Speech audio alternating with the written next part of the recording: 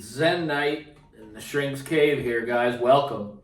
A couple days has passed here. Another idea came in that I want to share with people that I think is super important. I mean, as the header says, that dreaded word, right?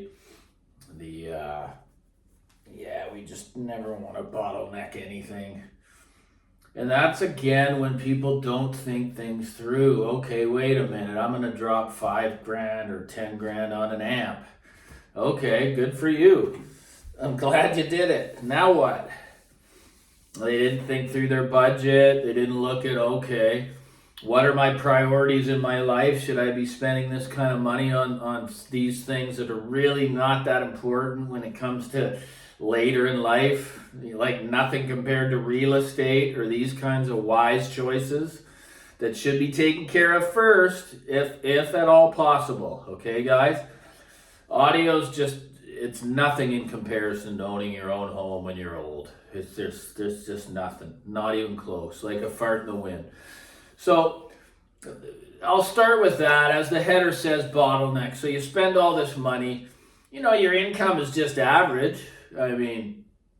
So once you do that, then you start surrounding it with cheap equipment, right? Thinking you got this kick-ass stereo, and then the upgrade bug starts hitting, and you got all this work to do, right?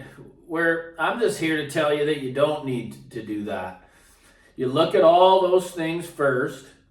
If I were you and you had a decent income and you don't own real estate yet, that would be my number one thing to start to focus on. And leave the material stuff out of it, because that will change your life. Not the day you sell the real estate, the day you buy it. You've made money the day you buy your real estate, right? So anyways, it's very addicting, this hobby, meaning that you can get really sucked in, and go buy something that okay, you got a $10,000 amp now.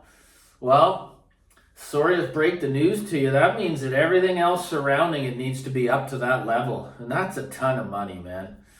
And I'm not talking to the rich people here, the really wealthy people here, but I'm talking to people that make a pretty darn good living, because you have to build a system even that I have here. Okay, so we have to be very careful when we're going to go on this endeavor. Meaning you need to be ready to match up all the components together at the same level, okay? So you can get the best out of your system, rather than doing it the wrong way and buying something really expensive and then cheesing out on the rest. It's going to be bottlenecked, right? Your system's only going to be as good as the weakest link. So again, I learned that a long time ago as well. I try, like right now, for instance, everything it's pretty close, to the same price point.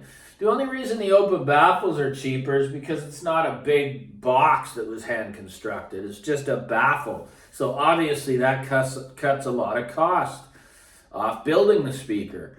So, everything is within a couple of grand of one another, right? So at least if it isn't true what I'm talking about, it sets the mind at ease that I've made my best attempt to build a system of, equal quality, so to speak, right?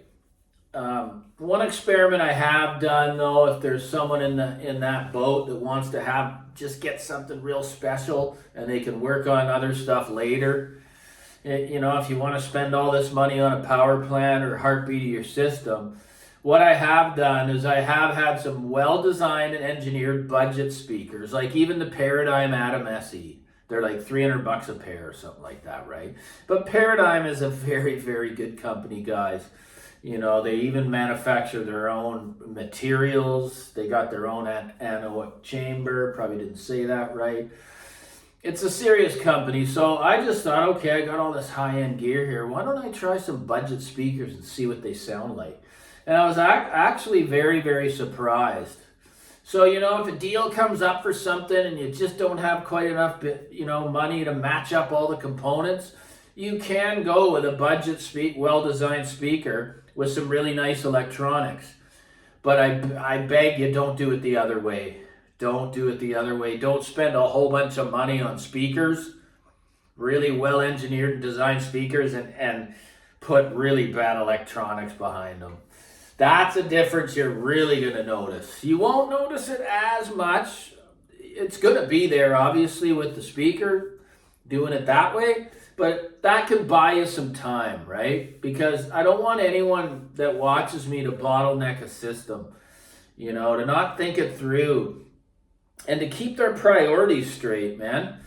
I mean, there's nothing better than retiring, owning your own home, right? Like, what beats that? And I know not everyone's in that position, but I mean, this stuff could get a hold of you and just start taking you down a rabbit hole of money that could have gone elsewhere to more important things in your life, for your security, for when you're old.